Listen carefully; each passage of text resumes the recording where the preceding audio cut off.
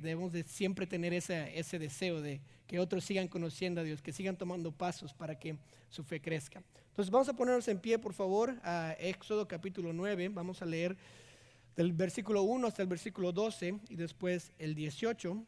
Si usted no trajo una Biblia, tal vez nos visita. Gracias por estar aquí. Espero que el servicio les sea de bendición.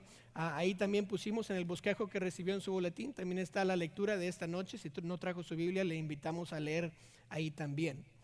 Dice la Biblia, Éxodo capítulo 9, versículo 1. Entonces Jehová dijo a Moisés: entra a la presencia de Faraón y dile: Jehová, el Dios de los hebreos, dice así: deja ir a mi pueblo para que me sirva. Porque si no lo quieres dejar ir y lo detienes aún, he aquí la mano de Jehová estará sobre tus ganados que están en el campo, caballos, asnos, camellos, vacas y ovejas, con plaga gravísima. Y Jehová hará separación entre los ganados de Israel y los de Egipto, de modo que nada muera de todos los de los hijos de Israel. Jehová fijó plazo, diciendo: mañana hará Jehová esta cosa en la tierra. Al día siguiente Jehová hizo aquello y murió todo el ganado de Egipto, mas el ganado de los hijos de Israel no murió uno. Entonces Faraón envió, y he aquí que del ganado de los hijos de Israel no había muerto uno. Mas el corazón de Faraón se endureció y no dejó ir al pueblo. Y Jehová dijo a Moisés y a Aarón: tomad puñados de ceniza de un horno y la esparcirá Moisés hacia el cielo delante de Faraón. Y vendrá a ser polvo sobre toda la tierra de Egipto, y producirá sarpullido con úlceras en los hombres y en las bestias por todo el país de Egipto. Y tomaron ceniza del horno y se pusieron delante de Faraón, y la esparció Moisés hasta hacia el cielo, y hubo sarpullido que produjo úlceras tanto en los hombres como en las bestias. Y los hechiceros no podían estar delante de Moisés a causa del sarpullido, porque hubo sarpullido en los hechiceros y en todos los egipcios. Pero Jehová endureció el corazón de Faraón y no los oyó, como Jehová lo había dicho a Moisés. Salte al versículo 18. He aquí que mañana a estas horas yo haré llover granizo muy pesado, cual nunca hubo en Egipto desde el día que se fundó hasta ahora. Esta noche quiero traer un mensaje titulado simplemente: Dios está en control. Dios está en control. Vamos a orar. Señor, te pido esta noche que estés con tu palabra que fue leída. Bendícela. Te pido que toque nuestros corazones. Ayúdanos a escuchar tu Espíritu Santo y a tomar acción en lo que necesitamos tomar. Señor, te pido que nos ayudes a reconocer la verdad de tu soberanía, la verdad de que tú nos cuidas y todo está en control. Te pido que esta noche nos enfoquemos en ti y que solo estemos tratando de agradarte a ti en lo que hacemos. Y te pido todo esto en el nombre de Cristo Jesús. Amén. Gracias, hermanos. Pueden tomar su asiento. Vamos a continuar. Ahora, en cada área de nuestra vida, Dios es soberano. Soberano significa que está en control. Este verano el pastor Chapo me dio un libro para leer. Me dijo: quiero que leas este libro. Y leí el título del libro, se llamaba Confiando en Dios.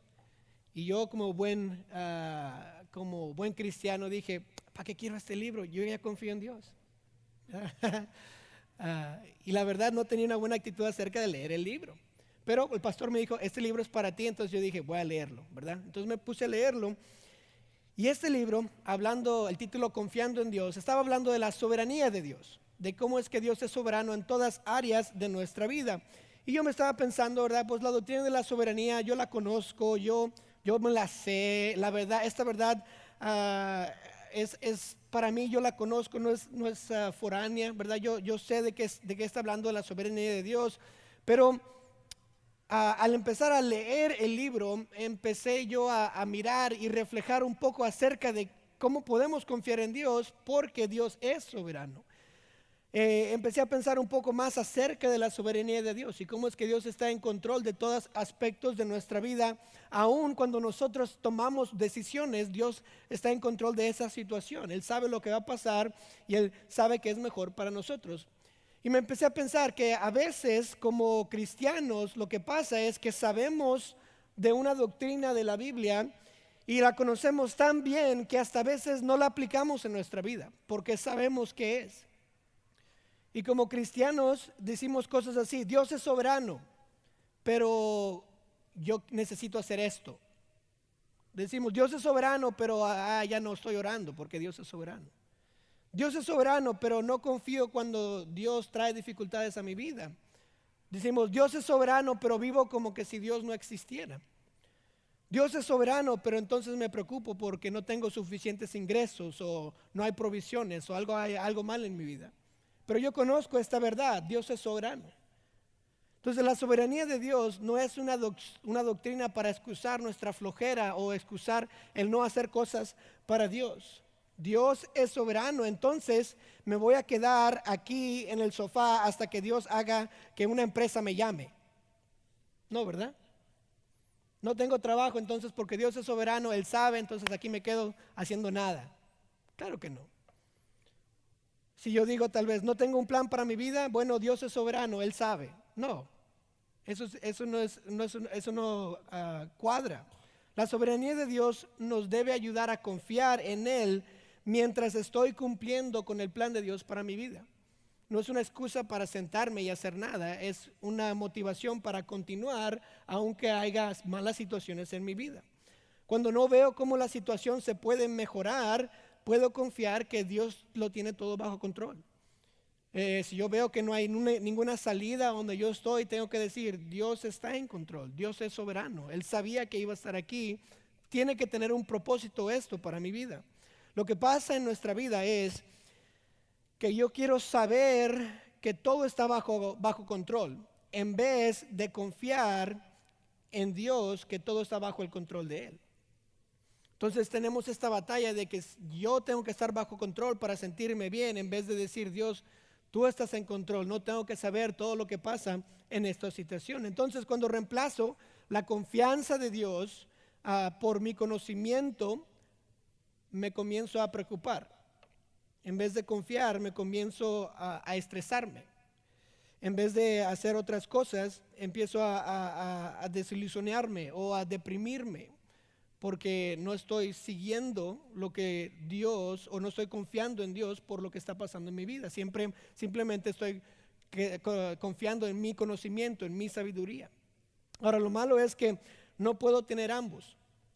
No puedo confiar en Dios y estar en control. No puedo yo ser el que está controlando las situaciones y controlando mi vida y decir que yo confío en Dios. Eso no va junto. Usted tiene que decidir cuál quiere: confiar en Dios o estar bajo control de la situación. A lo malo, o Santiago 1:8 lo dice así: el hombre de doble ánimo es inconstante en todos sus caminos. Entonces usted no puede decir yo confío en Dios pero quiere tener todo bajo el control de usted. Tiene que decir Dios está en control, yo voy a seguir el plan de Dios para mi vida. Esa es una buena pregunta. ¿Quién es mejor para dirigir mi vida? ¿Yo o Dios? ¿Quién es mejor en controlar mi vida? ¿Yo o Dios? ¿Quién es más sabio? ¿Yo o Dios?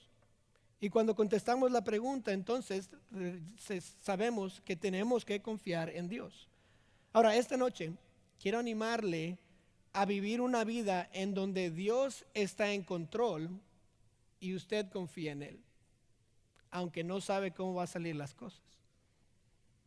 Entonces nos hacemos la pregunta, entonces, ¿qué es lo que Dios controla? ¿En qué áreas de mi vida puedo confiar en Dios? Entonces, en estas 3 plagas que vamos a ver el día de hoy, en el capítulo 9, quiero ver 3 áreas de mi vida que Dios controla. Y en estas áreas puedo confiar en Dios. Puedo confiar en Dios por ellas en mi vida. 3 áreas de mi vida que Dios controla. Y la primera área se encuentra en el versículo del 1 al 7, y es la primera plaga, la plaga del ganado.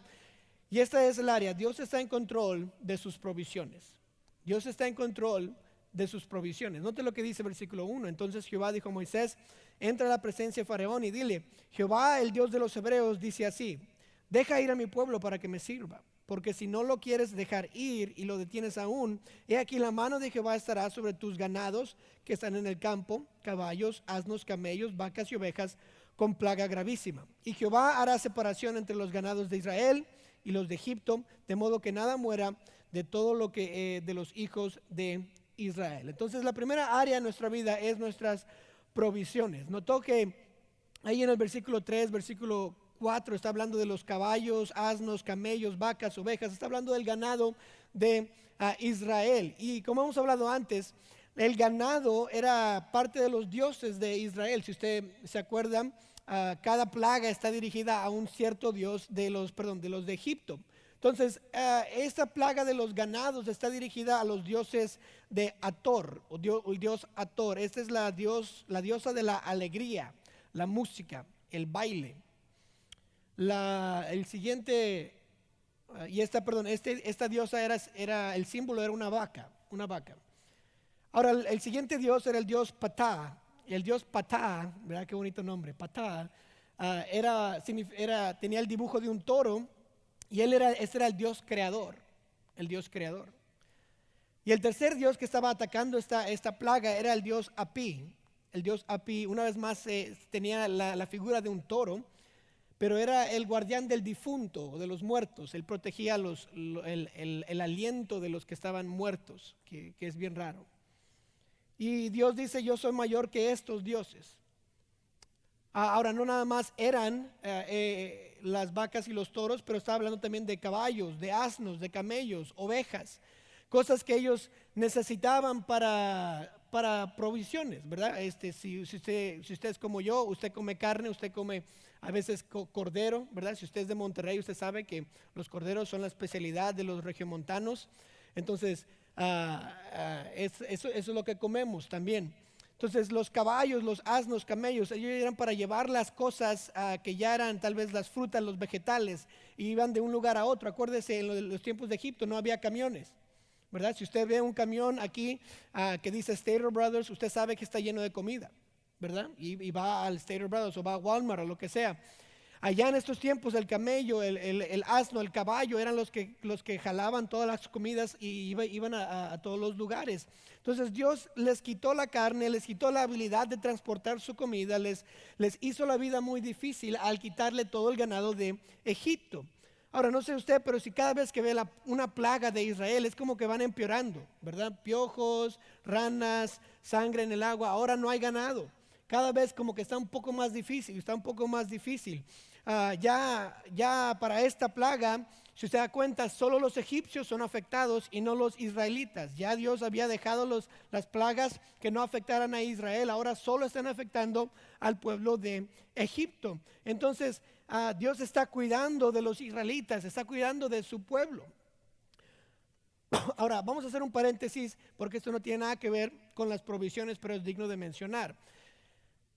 O podemos decirlo así, este paréntesis es esto: el mundo quiere elevar a los animales y degradar a los humanos, ¿verdad? Dios creó al hombre para enseñorearse de los animales. Entonces los egipcios, como muchas otras religiones, elevaron a la vaca y al toro de tal manera que eran un dios para ellos.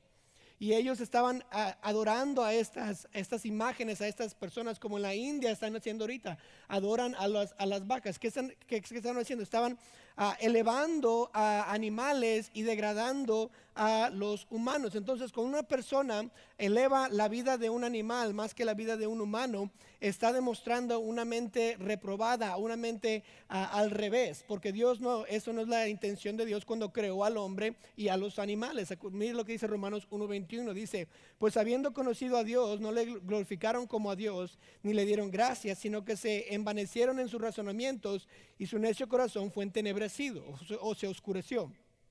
Versículo 22, profesando ser sabios, se hicieron necios, y cambiaron la gloria del Dios incorruptible en semejanza de imagen de hombre corruptible, de aves, de cuadrúpedos y de reptiles. Y sigue el pasaje de Romanos hablando de cómo es que a un tiempo Dios les dejó su mente reprobada para que ellos hicieran lo que les diera la gana. Entonces Dios mandó a Jesús al mundo no para pagar por los pecados de los animales, sino de los humanos. Y en la vista de Dios los animales no tienen el mismo valor que un humano. Ahora, no hay nada malo con veterinarios, ¿ok? No hay nada malo con mascotas, no, pero sí hay una prioridad. Entonces, si usted tiene una mascota, si usted tiene un pececito, un perrito, ¿verdad? Un Rottweiler, no importa. No estamos hablando en contra de mascotas. Pero si ese animal toma una prioridad de un humano en su vida, no está haciendo lo que lo que Dios tenía en mente cuando creó a los animales y a los humanos. Hace algunos años, creo que está en la 14, no sé si usted se manejaba por ahí, había una señal que cada vez que la veía me frustraba mucho. Decía, pets are children too. Y yo decía, no es cierto. ¿Verdad? Mi niña no es igual que un perro, ¿verdad? Al perro yo lo compro, lo vendo, lo tiro, ¿verdad? Se lo doy a alguien, pero no a mi niña. ¿Cómo es que no es cierto? No es cierto, ¿verdad? Y siempre me frustraba. Pero bueno, ese era un paréntesis, ¿ok? Si usted eleva a un animal más que a un humano, no es bíblico, eso no es bíblico. No estoy diciendo que debe de ser malo con los animales, estoy diciendo que debe de tener una prioridad de humanos, animales. Continuemos, ¿ok? Ya se acabó el paréntesis, regresemos a lo que está aquí. Entonces, Dios claramente está diciendo esto: yo estoy en control de sus provisiones. Le quitó a las vacas, le quitó a los caballos, le quitó a los camellos, le quitó a las ovejas, todo lo que ellos necesitaban para comer, para mover las cosas que tenían, ya no tienen provisiones, Dios se las quitó. Dios está en control de todo, de los inconversos, de los salvos, no importa, Él es el Dios soberano. Se los quitó a los egipcios que eran inconversos, no se los quitó a los israelitas que eran el pueblo de Dios. Entonces Dios está en control de todo, Dios es soberano sobre las provisiones, no importa si uno es inconverso o si es salvo. ¿Se acuerda usted cómo Dios proveyó para Elías? Él hizo en 3 diferentes maneras. Elías se fue con una viuda, ¿verdad? Y le dijo, dame de comer y nunca se va a acabar el pan en tu casa. Y ella dijo, bueno, nos vamos a morir de todas maneras, entonces aquí está el pan. Y Dios proveyó para Elías y para la viuda y su hijo por años. ¿Se acuerda que también había un tiempo en donde Dios le dijo, Elías, te voy a proveer comida por medio de cuervos? Y Dios le mandó cuervos con comida y así comió Elías. Hubo otro tiempo en donde él estaba bajo un enebro y un ángel vino y le dio una torta, dice, cocida. No sé qué era una torta cocida en esos tiempos, pero yo me imagino, ¿verdad? Jamón, ¿ya? Pavo, ¿verdad? Con mayonesa tal vez, ¿verdad? Y un quesito ahí, y luego en el horno un poquito, ¿verdad? Para que esté medio calientito, medio tostado. Es lo que yo me imagino que torta. No sé qué era una torta en esos tiempos, pero el ángel le trajo torta cocida y le dice, come y bebe. Y Dios proveyó para Elías en tiempos que él necesitaba. Ahora, Dios va a proveer para nosotros también en nuestros tiempos de necesidad. ¿Se acuerda de Lucas 12, 6 y 7? ¿Qué es lo que dice Jesús en este pasaje? Dice, no se venden 5 pajarillos por 2 cuartos, con todo, ni uno de ellos está olvidado delante de Dios, pues aún los cabellos de vuestra cabeza están todos contados. No temáis, pues más valéis vosotros que muchos pajarillos. Entonces, Dios está diciendo aquí, yo estoy en control, yo voy a proveer. Yo estoy en control de las provisiones. Ahora, la señal de que no estamos confiando en Dios por nuestras provisiones es el afán. ¿Verdad? El pasaje, el que vamos a leer después dice, no os afanéis. Si yo me afano, estoy diciendo no confío en Dios. Si estoy afanándome por lo que no tengo, estoy diciendo, Dios, tú no cuentas, tú no me vas a proveer. Ahora, ¿cuántas veces nos afanamos porque no hay dinero? Y luego Dios provee de una manera milagrosa. ¿Cuántas veces nos sentamos y decimos, ay, no sé cómo mi hijo va a tener los zapatos mañana, o cómo va a ir a la escuela este año? Y luego pasa el año y como que se nos olvida que nos afanamos y todo salió bien. ¿Cómo vamos decimos, ¿cómo vamos a proveer para nuestra familia? Y nos afanamos y luego proveemos. Y Dios trae la provisión. Dios controla mis provisiones. Note Mateo 6, 26. Dice, mirad las aves del cielo, que no siembran, ni ciegan, ni recogen sus graneros, y vuestro Padre Celestial las alimenta. ¿No valéis vosotros mucho más que ellas? ¿Y quién de vosotros podrá, por mucho que se afane, añadir a su estatura un codo? Y por el vestido, ¿por qué os afanáis? Considerad los lirios del campo cómo crecen, no trabajan ni hilan, pero os digo que ni aun Salomón con toda su gloria se vistió así como uno de ellos. Y si la hierba del campo que hoy es y mañana se echa del horno, Dios la viste así, ¿no hará mucho más a vosotros, hombres de poca fe? No os afanéis, pues diciendo, ¿qué comeremos, o qué beberemos, o qué vestiremos? Porque los gentiles buscan todas estas cosas, pero vuestro Padre Celestial sabe que tenéis necesidad de todas estas cosas. Mas buscad primeramente el reino de Dios y su justicia, y todas estas cosas os serán añadidas. Déjenme le hago una buena pregunta. ¿Se afana o confía en Dios? No podemos tener las dos. Si usted está en la voluntad de Dios, no tiene de qué preocuparse, no tiene de qué afanarse. Dios está en control de sus provisiones y Dios va a proveer. Dios le dijo a los israelitas, a los egipcios, yo estoy en control de las provisiones. Mírenme cómo voy a vencer a su Dios de la alegría, a su Dios del creador, a su Dios de los muertos. Mírenme, los voy a quitar. Y aparte los camellos, los caballos, las ovejas también se van a ir. Esa es la primera área de nuestra vida. Dios está en control de sus provisiones. Número 2, Dios está en control de su salud. Dios está en control de su salud. Versículo 8 dice, y Jehová dijo a Moisés y a Aarón, tomad puñados de ceniza de un horno y la esparcirá Moisés hacia el cielo delante de Faraón y vendrá a ser polvo sobre la tierra de Egipto y producirá sarpullido con úlceras en los hombres. Qué bonito, ¿verdad? Sarpullido con úlceras. Entonces, vemos cómo es que Dios dice, agarra ceniza y tírala al aire, entonces todos van a tener sarpullido. Usted sabe qué es el sarpullido, ¿verdad? Es como algo donde se tiene que rascar, ¿verdad? Entonces, ¿qué Dios estaba atacando? ¿Qué Dios egipcio estaba atacando a Dios en esta plaga? Es la diosa Isis, Esta era la diosa de la sanidad. La diosa de la sanidad. Entonces, ¿qué hace Dios? Dios hace que todas las vacas, todos los animales, todos los hombres, las mujeres reciban sarpullidos, cosas que tienen úlceras, que están sangrando, que se están rascando, que están diciendo, esto fastidia, tanta frustración. Era tan mala que hasta los hechiceros no podían enfrentar a Moisés porque tenían el sarpullido tan malo que no podían salir de donde estaban. Era algo terrible. ¿Se imagina? Nunca se le va la comezón, no tiene pomada de la campana, ¿verdad? Para ponerse, no tiene aloe, no tiene nada así que le quite la comezón, no hay ni siquiera Benedril para irse a dormir, ¿verdad? No, nada le quita eso y ahí está rascándose y Dios dice, esta diosa de la sanidad no es nada. Todos van a tener sarpullido con úlceras.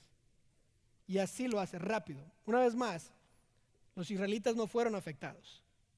Dios dice, ustedes no, ustedes ya pasaron por estas primeras 3 plagas, estas no son para ustedes, son para los egipcios. Dios estaba diciendo claramente, yo estoy en control de la salud. Sus dioses no son nada. Yo controlo la salud de cualquier persona. Las noticias malas de salud y las noticias buenas de salud están bajo el control de Dios. Segunda de Crónicas 32:24 dice, en aquel tiempo Ezequías se enfermó de muerte y oró a Jehová, quien le respondió y le dio una señal. ¿Se acuerda la historia de Ezequías? Él iba a morir, él oró a Dios y Dios le dio 15 años más. Así, Dios estaba en control de la salud. Segunda de Reyes 5:1, la historia va de Naamán. Naamán, general del ejército del rey de Siria, era varón grande delante de su señor y lo tenía en alta estima porque por medio de él había dado Jehová salvación a Siria. Era este hombre valeroso en extremo, pero leproso. Dios estaba en control de esa lepra. Y este Naamán tenía lepra porque Dios quería. Cuando él fue con Eliseo, Dios le sanó de la lepra. ¿Por qué? Porque Dios estaba en control de la salud. Él sabía exactamente lo que estaba haciendo. Según Samuel 6:7, y el furor de Jehová se encendió contra Usa y lo hirió ahí Dios por aquella temeridad y cayó ahí muerto junto al arca de Dios. ¿Se acuerda de esta historia? Usa era uno de los sacerdotes y quería proteger el arca de Dios porque se estaba cayendo y por no confiar en Dios tocó el arca para que no se cayera y Dios se enojó con él y lo mató ahí. Ya no hay vida, salud, se fue. ¿Por qué? Porque Dios está en control de la salud. Cuando hablamos de la salud, todo cambia en un momento. Un minuto está todo bien, el siguiente minuto el doctor le dice algo mal, rápido. Está todo bien, está jugando con sus amigos, se cae, se rompe una pierna y así rápido. La salud se va. En febrero del 2018, este año, mi abuela falleció. Yo estaba predicando en Raleigh, Carolina del Norte, y allá había tenido esta reunión planeada por algunos meses, y pues yo fui a Carolina del Norte y fui a predicar. Y era lunes, llegué allá, me tomé una siesta, ¿verdad? Me estaba preparando para el servicio y me llega la llamada de mi mamá: tu abuelita acaba de fallecer. Y ella, mi abuelita era mi abuelita mexicana. Entonces estaban en Monterrey y me dice mi mamá: no te preocupes, no tienes que venir, pero si quieres venir puedes. Y yo por una hora estaba pensando, pues ¿qué voy a hacer? Tengo que predicar o me tengo que ir con mi familia, tengo que ver cómo lo puedo hacer. Estaba en Carolina del Norte, estaba buscando vuelos, no tengo mi pasaporte, necesito saber cómo poder ir. Y al final de cuentas no pude ir. No hubo manera de yo ir al funeral de mi abuelita allá en México. Pasé una hora llorando en el cuarto del hotel. Me levanté, me quité las lágrimas, fui a la iglesia y prediqué. Pero Dios estaba en control de la salud de mi abuela. Y fue un momento estaba todo bien y el siguiente no. Fue rápido. Pero Dios estaba en control. Ese día fue difícil para mí y tuve que confiar en Dios, que Él estaba en control, que Él sabía que yo iba a estar allá en Raleigh, no iba a estar aquí en California, que no iba a poder ir al funeral de mi abuela. Pero Dios estaba en control. Y tuve que poner en práctica la soberanía de Dios, que Dios sabía.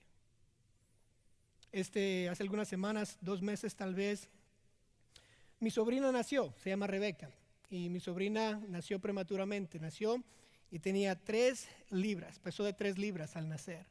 Chiquitita la niña, la pusieron obviamente rápido en el NICU para que no muriera, y le empezaron a dar fluidos y le empezaron a checar para que todo estuviera bien.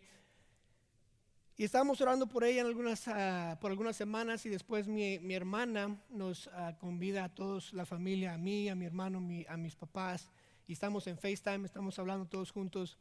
Y dice, bueno, quería nada más darles algunas noticias de Rebequita. Rebeca nació y tiene síndrome de Down. Y con lágrimas en los ojos de mi hermana dice, fue una sorpresa para nosotros, pero Dios no las vio. Y obviamente Dios está en control de la situación. Él sabía cómo iban a ser, y después dice, pero Dios no las vio. Y le dice, hay algunas cosas más. Ella tiene 3 hoyos en el corazón y el corazón no le está funcionando bien. Tiene que subir un poco de peso para que le den la cirugía y pueda tener la cirugía y puedan cerrar los hoyos para que no haya problemas en su vida y pueda continuar. Y ni siquiera tenía 2 meses de nacida, de vida, y la operaron. Y era una operación crítica, cerrando 3 hoyos del corazón. Pero Dios sabía eso. Dios está en control de la salud de mi sobrina. Ella salió bien de la cirugía, está en casa ahora, va a continuar. O sea, no hubo problemas en la cirugía, Dios estaba en control. Pero esas son noticias difíciles. Y en momentos así, Dios está en control. Él está en control de nuestra salud, de la salud de nuestros familiares, de la salud de las personas que amamos. En esa noticia mala que viene, nos duele, Dios está en control. Dios es soberano.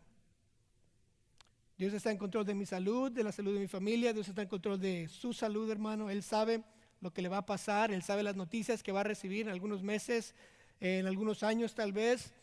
Pero si Dios está en control, simplemente porque Dios está en control de la salud, no significa que vamos a tener buena salud siempre. Y cuando las noticias malas vienen inesperadas, es la voluntad de Dios. Él sabe qué está haciendo. Y yo debo de escoger, Dios, tú estás en control. Voy a continuar. Cuando lleguen esos momentos difíciles, no puede dejar de confiar en Dios.